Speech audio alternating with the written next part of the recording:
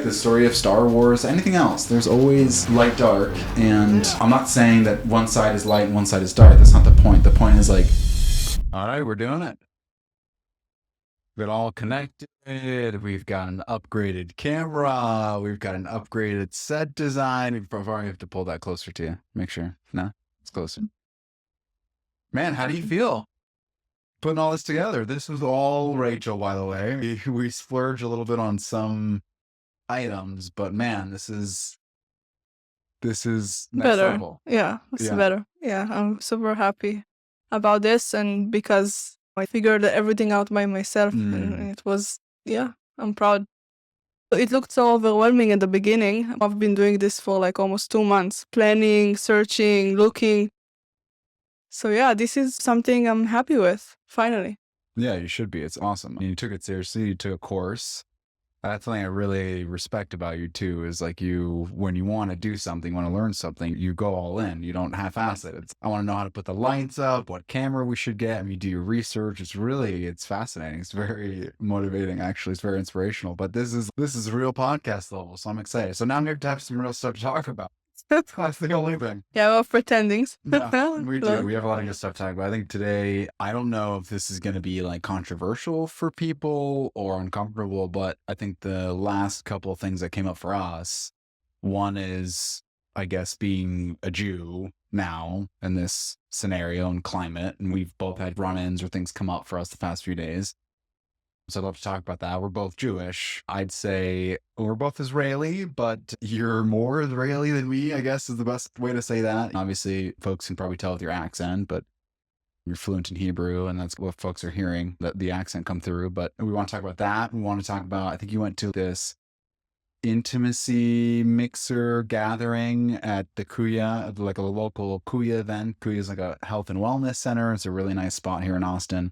They do all sorts of things like cacao. They do ketamine services. They have float tanks. They have, what's that, SGB or some sort of, they do Biohacking. Alternative medicines and therapies. They have a bunch of rooms where you can do, actually really neat, it's assisted like QHHT sessions, which is past life regression. You can do a lot of inner child work. They do a lot of like alternative healing modalities, which that's why we got that spot. And yeah, they just have like local, once a month on Thursdays, they have this creative celebration where they bring artists come. This is like a non-promotional, non-paid promotional podcast for Kuya, but we like that spot. And yeah, so you went to the intimacy gathering or workshop, right? Men and women. So you're going to talk about that too. So I think those are the main two topics for today. Yeah. Besides mainly improving this podcast setup, which is awesome. Yeah. So where do you want to get started?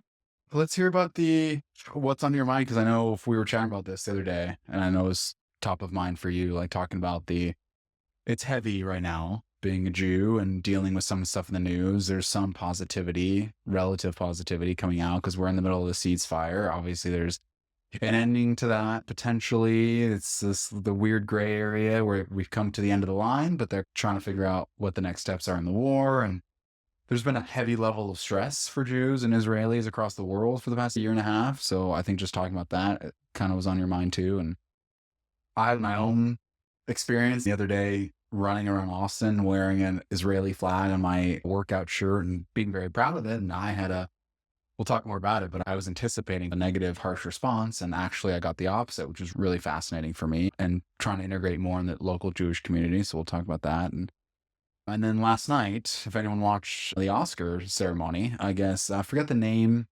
called like No Other Land, or I forget the name of the documentary, but there was a mix like Palestinian and Israeli documentary, I think mostly about the war in Gaza. And so they had of course, as partly they won. I forget what they won for, but they come up and they're celebrating. They won the Oscar and they're giving a thank you speech. And you have a Palestinian and an Israeli both give half of their speeches, and they're very different, in my opinion. So I just wanted to highlight that. We'll talk about that and just why it's different and what we think about it and that kind of stuff. So yeah, why don't you start with kind of what's been on your mind, I guess, the past few days or however long.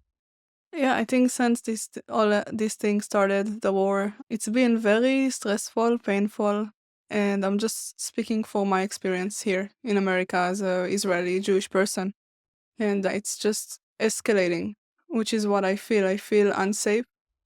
I feel like no matter what I do, I just can't get to that safety place. And we translate, for example, if I set up a date or I want to go on a date, a part of me is just ask him what does he think about the war, or if he elected Trump. Try to figure out where he is on that, because the last thing I want is to, dating is hard enough. I don't also want to be seated across someone that completely doesn't agree and hates Jews. You know what I mean? It's really a tough thought that is also reality. At the same time, I know I'm in America, and I know there is more safety here probably than other areas in the US. And I know that a lot of it comes from ancestral trauma. So I have a part of me is like, there's no justice here. How come nobody sees the right side? Like, how come nobody's seeing that it's happening again, the Holocaust? Like, how can people ignore? How can celebrities not talk out? How can this even be a reality? So it's like I get an error in my brain. On the other end, I know that it's a hard and difficult situation for everyone involved. I know that innocent people are dying on both sides. So I'm able to look at it from that place of just seeing the entire image, forget who's right or wrong, right? So it's a lot of things together. It's just been very hard to process. And I go about my day to day, and then I can scroll and see something like the funeral of those two babies and mother, and I can just break out and cry and like really feel that pain. And it's just really hard. And it's also, I think, sitting on my wound of not being seen, because we're not being seen in the world. That's my perspective. Of course, I also see who does see us, and that feels amazing. Yeah, that's what's happening for me. Yeah, I hear that. I feel that there's a lot going on with it. I think like would you agree? There's always been like, not like I wouldn't even really say like a fear, but I think just as Israelis and Jews, there's always this background, low grade. Hey, we feel like there's a tribal feeling. When you find someone that speaks Hebrew or you find someone that's an Israeli, you feel an automatic connection. And that's not to say that you did feel disconnected from other people. There is something a little special, a little different when you run into someone from that tribe. It is a fact. There's not as many Jews around the world as many other religions and other people. Excuse me, especially if you grow up in that scenario, or me growing up in America as like an American Jew, growing through the system, going to like private schools and this and that, you feel really that you're part of this tight knit community. So there's always been the background feeling of that, but for me at least, it wasn't super pronounced. I feel like really until October 7th. Like for me, October 7th changed everything for me. I think how I relate to myself, how I relate to other Jews, how I relate to non-Jews. I think unfortunately, like the pro-Hamas and pro-Palestinian organizer, like on college campuses and all the stuff that's happening behind the scenes, and quite honestly, like the brutality that you see on social media, there's just so much hatred and so much anger. And what happened on that day, and even the day preceding, and everything around that, and even the past year and a half, has been awful. No one's a fan of it. War is disgusting and ugly. But in my mind, the goal is to reconcile to some degree, to get on the same page at the end of the day. And I'm always willing to have those conversations or talk to people where that happens. I think in large part, I've experienced, a lot of Jews have experienced in my realm, is that feeling isn't necessarily mutual. And as long as that continues to happen, I feel like there's just going to continue to be a divide. And I sense it too. Even last night in that Oscar ceremony, you have two guys who win this award documenting, I assume, I haven't seen it myself, but I think it's the entire Gaza situation. And the first presenters talked about Israeli being in occupation and taking over the land, and all these people getting kicked out of their homes. Extremely victim mentality. It's also not factually accurate. People talking like that, you just have to go back to history. You have to look into the facts. You have to educate yourself, because a lot of that stuff just isn't true, and people just regurgitate what they hear. And you get that side from, I assume, the Palestinian counterpart. And then the Israeli counterpart comes on and says, I look at this guy like he's my brother, and I have love for him, and I want to connect with him, and we want peace, and we want everyone to get together. So just the dichotomy of those two, even in something as formal and official as an Oscars ceremony, which is in front of the world, which is peaceful, which is calm, the difference in rhetoric is astonishing. And that it doesn't surprise me because I feel like that's been around for a while. But actually, where previously I took that as a source of pride, I took that as like hope. Now I think it's actually more concerning than anything. Now it feels naivete. I don't know if that's the right word. It feels naive now to keep talking like that. That he said that he's Yeah, like a he's like, brother. hey, this is my brother. Right after the guy says Israel basically the enemy and occupying and kicking out people from their homes. And then the Yeah. Israeli comes in and says, I look at this guy like my brother and I want to connect and we want peace and this and that. So yeah, there's a part of me that looks at that and says like that there's a bit of naivety going on. The other part of me is also very proud and yes, that's what we should be doing. And realizing that's really the only way to connect and to have peace. My take is that there's an underlying, like now there's always been a low grade, a little bit of a connect to the tribe. Now there's a low grade, like disconnected to everyone else. And so you talk about the fear in dating, right? You're saying dating, there's enough to worry about, right? We're worried about, is it a good match? Are we compatible? Is there humor? Are we on the same page? Do they want kids? All this kind of stuff. How tall are they?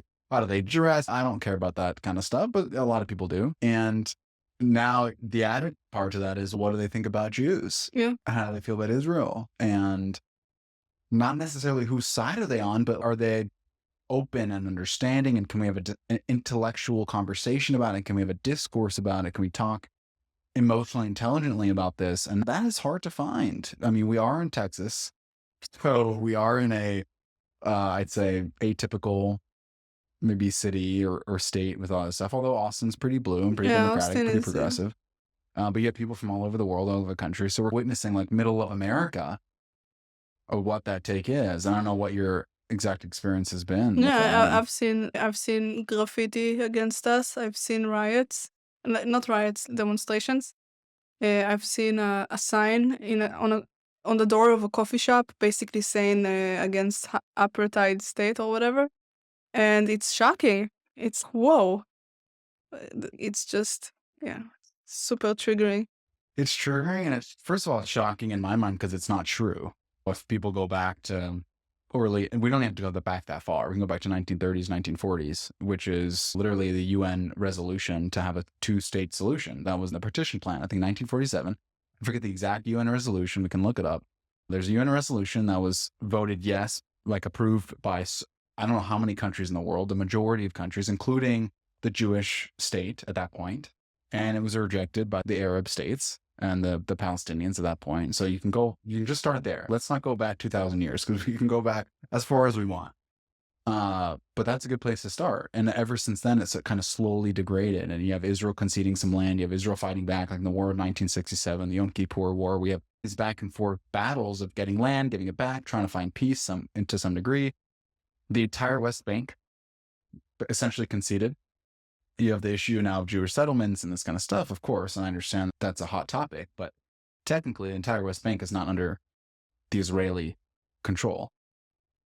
And then the Gaza Strip, which is what the main focus is right now, that has its own history, and it also really doesn't go back that far. There is some precedent in the 1980s, 1990s, but the most recent history is a 20-year history.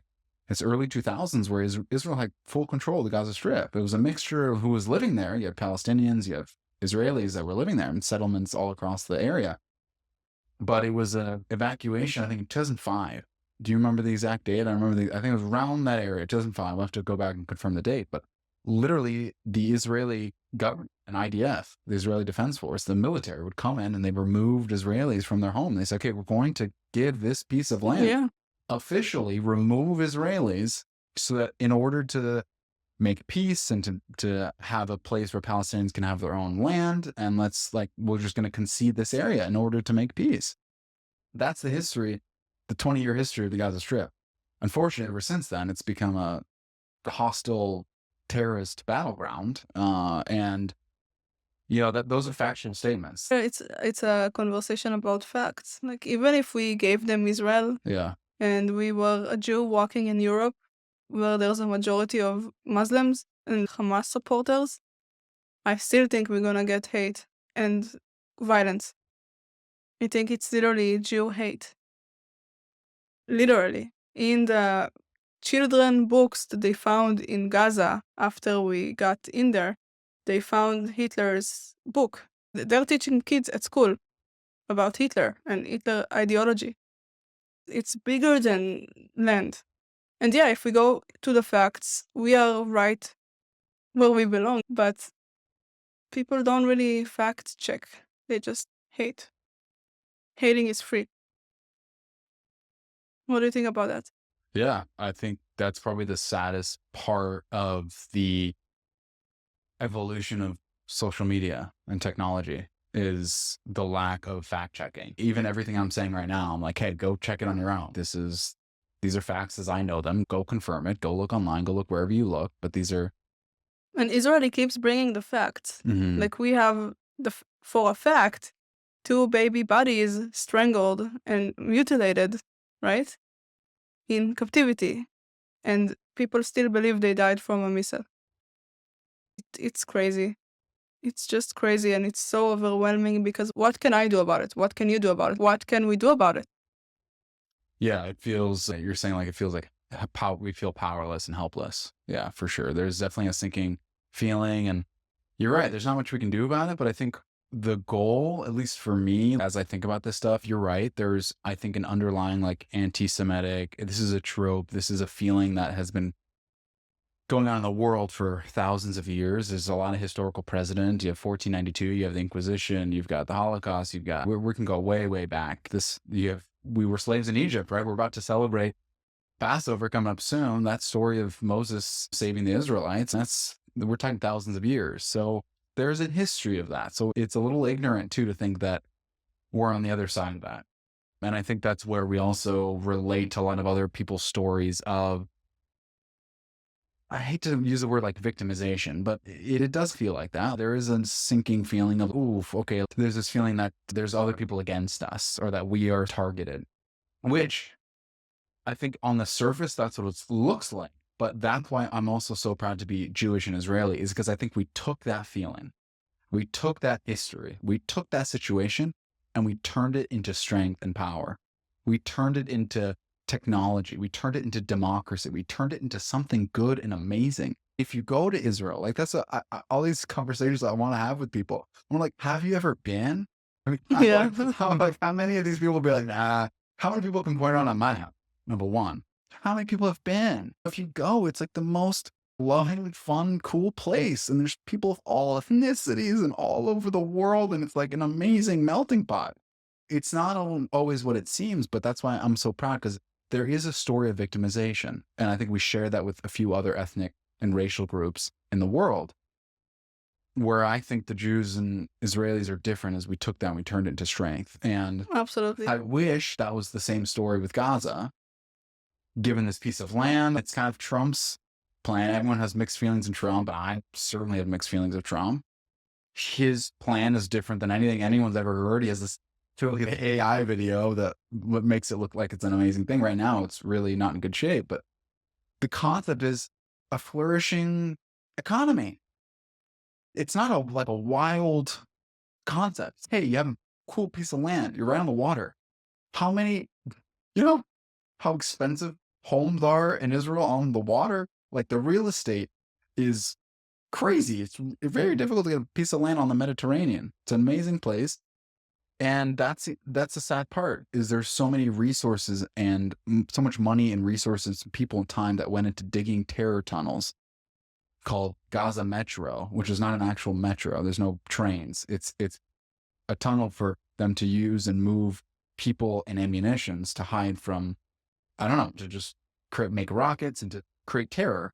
Yeah. And that's where the money went. That's where billions of dollars went. That's where the time went. It's like, instead of building schools, good schools that teach democratic principles, instead of building nice property and being on the water and enjoying and doing good things and building a democracy, that's where it went. And that's, on the one hand, I'm sad that happened to Gaza and the Palestinians, but they're also in control of that. I'm sad, but I'm also not sad. You had the power to create whatever you wanted, and this is what you chose. Israel had the same thing. The Jews were in the same, it was like 948, there was nothing. It was a piece of land. It was kibbutzes. That's how Israel started. Just a bunch of kibbutzes. People got together in a community. They were escaping the Holocaust. They had nowhere to go. They come to this central land and they said, let's build something. And they did. And that was a decision that the Palestinians had. It. All other people in the world, there's victimization. They feel bad for them. They feel terrible. Yes, I feel bad that a terrorist group, in large part, is terrorizing 2 million people. But Hamas isn't 2-3 million people. It's 40,000, 30,000 militants. It's a tiny percentage. There's some infiltration of a nasty group that overtook the methodology, ideology, day-to-day life of these people, and it's turned it into this mess, a real mess. So I feel bad. I also feel like you had the power. You had this time, you had this land, and I wish that something good was made of it. It's not. So now what do? I think a lot of Israelis are feeling we pushed for two-state, we tried for peace, and this is what happened. And I don't want to be in that boat. I don't want to be in the boat where we tried and, okay, no more peace. It's not going to happen. I just think realistically, how much sense does it make now to have a two-state solution where it's, you guys have all the money in the world. You have all this land. We can't, there's no more land to give. We're giving them electricity. Yeah. We give electricity, food, like everything. They haven't built infrastructure to handle this. It's really sad. It's very sad. And there's no more land to give. Israel's a small country. There's no more land. Anything inland would be desert, and Israel wouldn't give anymore, given that the fact that what we did give, look what it turned into a missile factory. So it's really unfortunate, but I think what would you do? What do you think the solution is? Oh, the solution, I think it's going to be the same.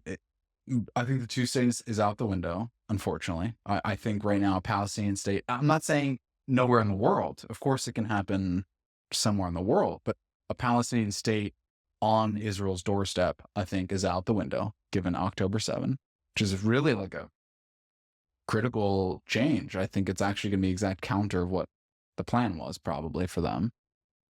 Israel won't allow it. What they're doing in the West Bank, I think, is going to happen in Gaza. It's going to be Muslim Arab Palestinian settlements, probably some Israeli settlements all there too, to just maintain the peace or to make sure that this terror situation doesn't happen again, but it's going to be full Israeli security control. It's just too close to Israel. They have rockets that can fire into Tel Aviv. They keep doing it.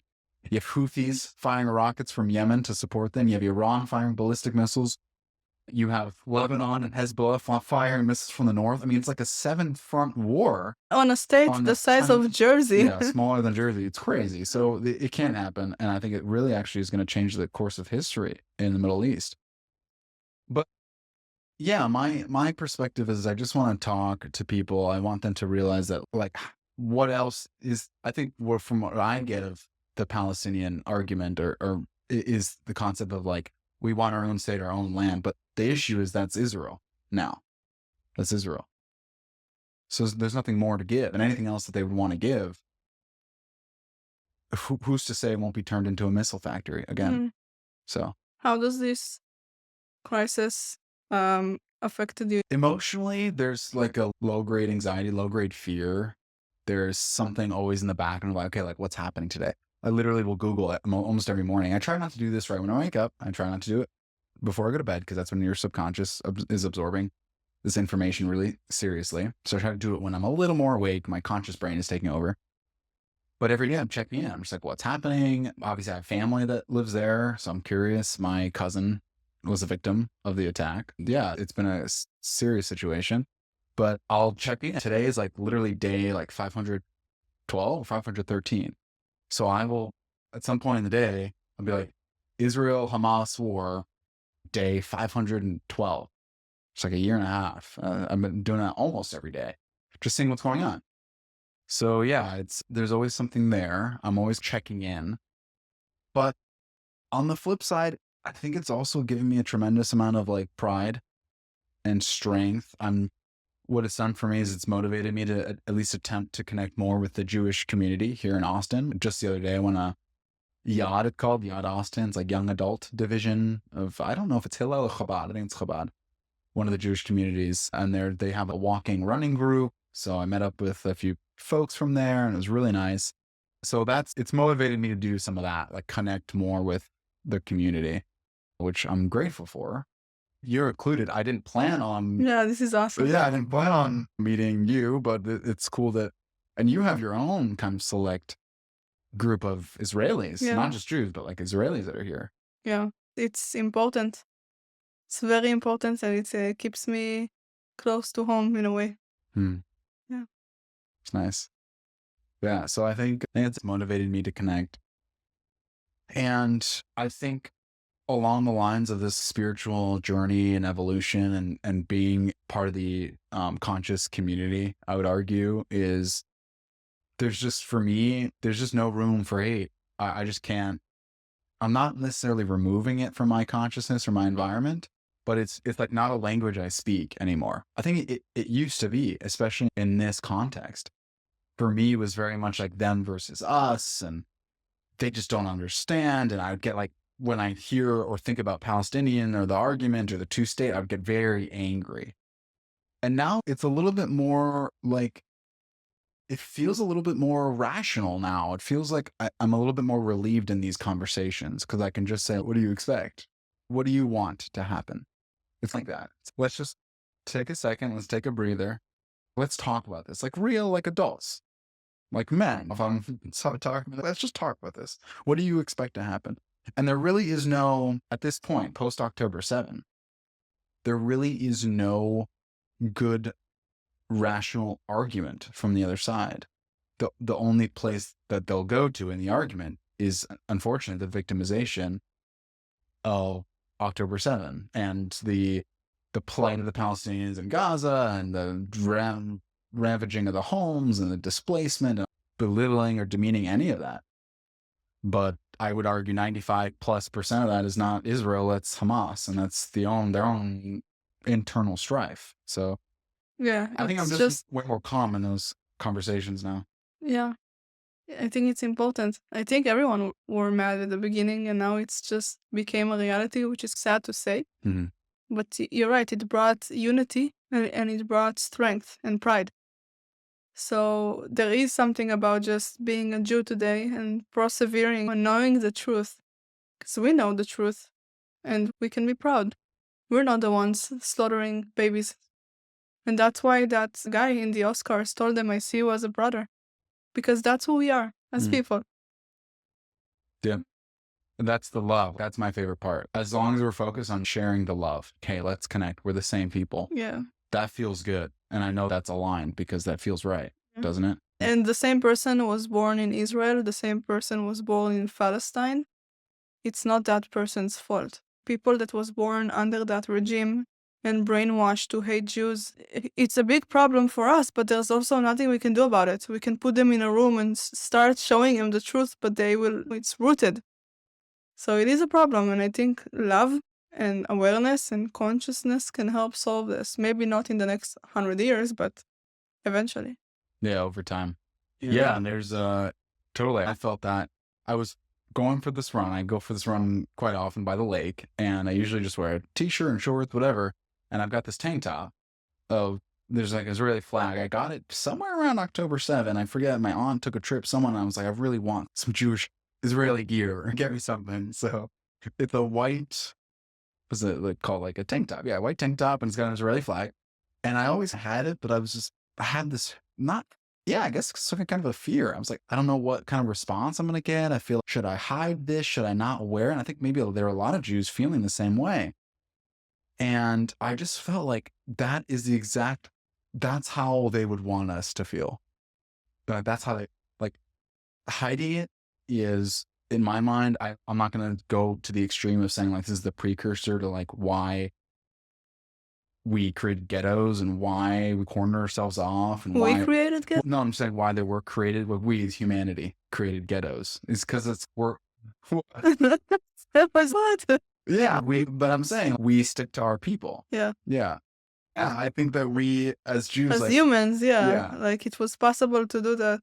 Yeah. Totally. Yeah, we like to stick to our own people. We want to not put ourselves out there.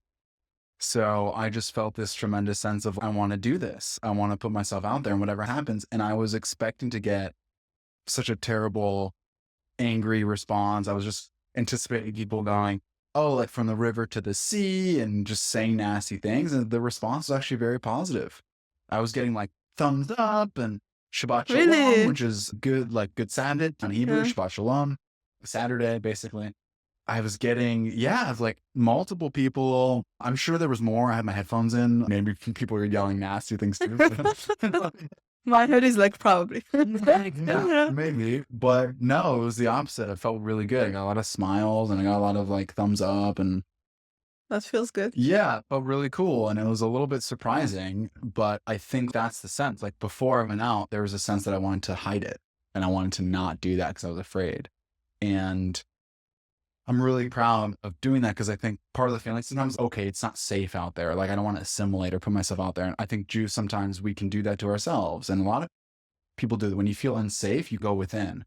You say, okay, it's not safe out there. I need to create my own community. But I think that also contributes to the feeling different or separated. It contributes to the illusion of separation, that we're different, that we're not the same people, right? Yeah. I'll tell you what, for me, it's fear of fear.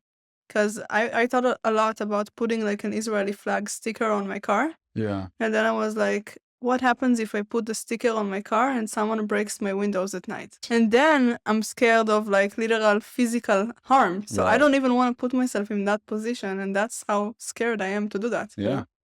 But a part of me wants to go high and proud about being a Jew.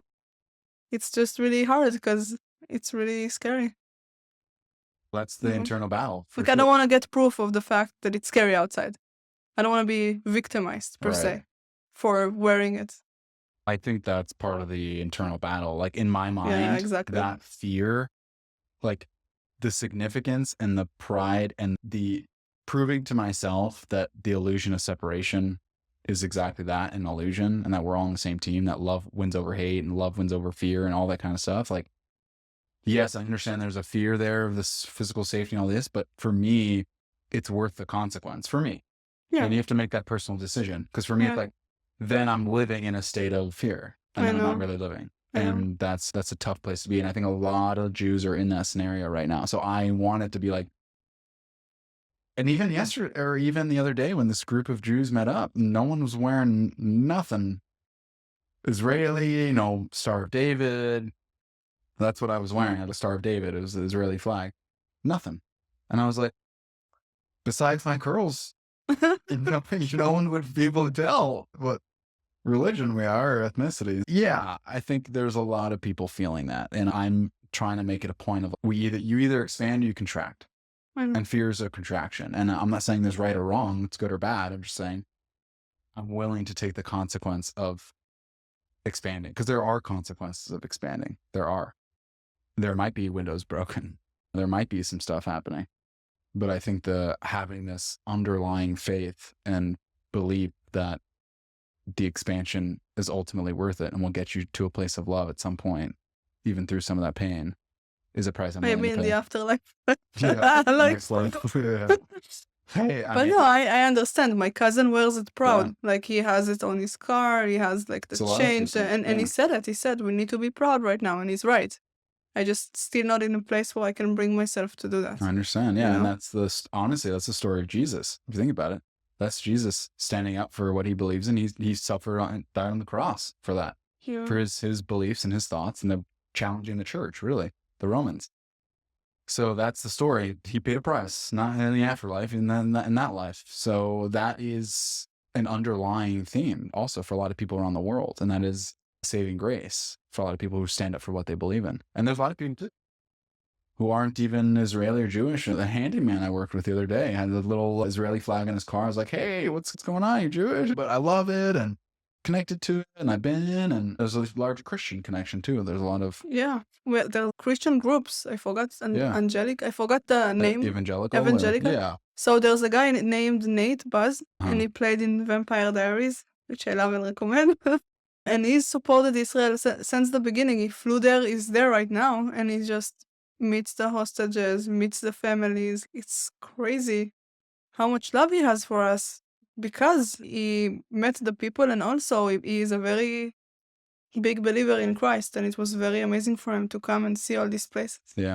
Yeah, for me, if we can bring this back to consciousness for a second. Yes. I feel like what's happening and the reason why this is happening in our external reality is it's mirroring the polarity. Everything for me in my mind comes back to mirroring a polarity. It's a black, white, it's a light, dark, it's a sun, moon, it's a night, day, it's a yin, yang. There's always one, two. And I think what's happening is the story, and this is in our ancestral DNA, it's in our DNA as we sit here today. There is a Israeli-Palestinian polarity, and we have felt it our whole life. Our ancestors have felt it. So we are seeing that mirrored, and now we're feeling it basically every day. I'm not saying that to say like there's a right, wrong, good, bad, but there is like a two sides of the coin. Light, dark. Yeah, there is. Like the story of Star Wars, anything else, there's always,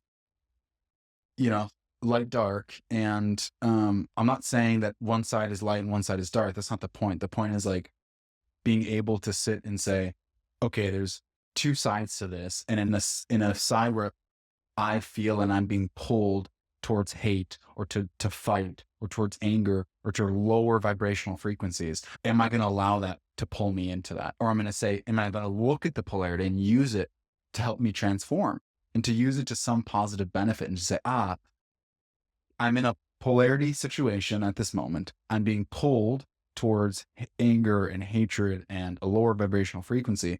And can I say, wait a sec, maybe this is serving some purpose. Maybe this is helping me transform into light and love and making me refocus on, okay, instead of hating or feeling a certain way towards these people, I can turn that around and say, wait a sec, we're all brothers and we're all the same and we're all unique individual fragments of consciousness. Just like that Israeli came up yesterday in the Oscar ceremony, I felt like I wish I could have took the words out of his mouth.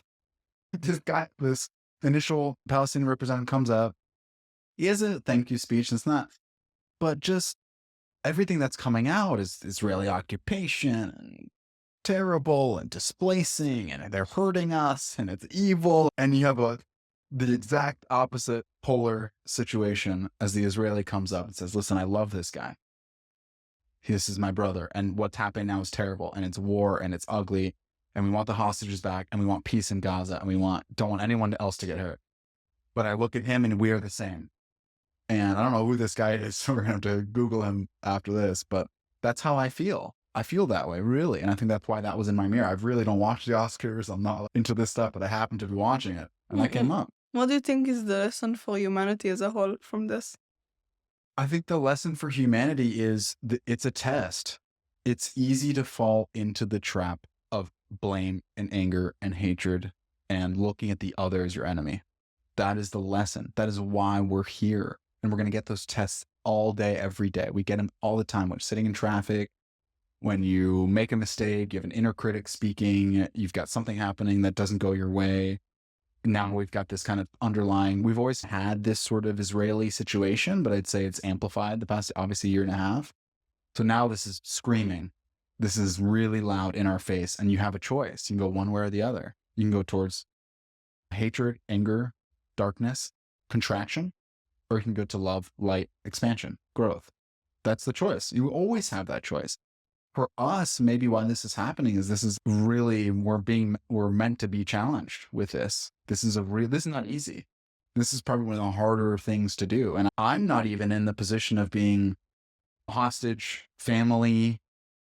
Obviously, I had part of my family and circle affected by this, but there's so much additional pain and torment that could be happening. But I firmly believe that all of these things are here to help us transform our soul to get to a new level and to work in its tikkun, whatever that it was meant for in this world. Whatever, we all have different journeys, we all have different issues, we all have different transformations that need to take place. But this is happening in our reality. And it's not happening for everyone. Like people watching this and some people listening to it, this is not in their realm at all. Yeah. So it's in ours. And I think you have to ask yourself, why is it mine? And that's a big lesson from Kabbalah. Why is it yours? Why is this in my movie? That's how they phrase it. Why is it in my movie? Like if life was a movie, you'd say, why is this in my movie? Okay, it's here to do something for me. It's here to help me in some way. Now you have to figure out what that is. So I see what you're saying. I get it and I agree with it. And I think that the lesson for humanity is to expand and come from love and light. I swear I believe it. But a part of me is just struggles because this is so big and so painful and so hard, and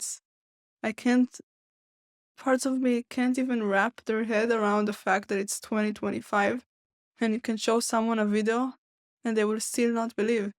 Let's say before AI, okay? You can show them proof and you can show them facts and it's still a no based on hatred.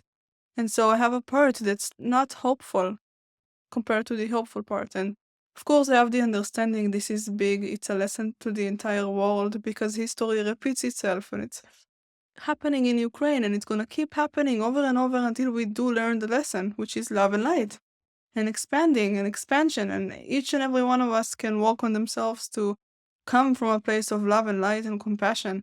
And then it will spread. So I'm there, but I'm also not there. You know what I mean? Like, that's what's hard. Like, yeah, I think it's definitely hard. If it was easy, there wouldn't be any transformation. There's a reason why it's so hard. And I would argue the harder the obstacle, the greater the transformation. Maybe this is also why this is happening in our lives right now. This didn't happen when we were 5, 10 years old. We didn't face this issue when we were 15, 20. We didn't run into this type of issue, this exact heaviness.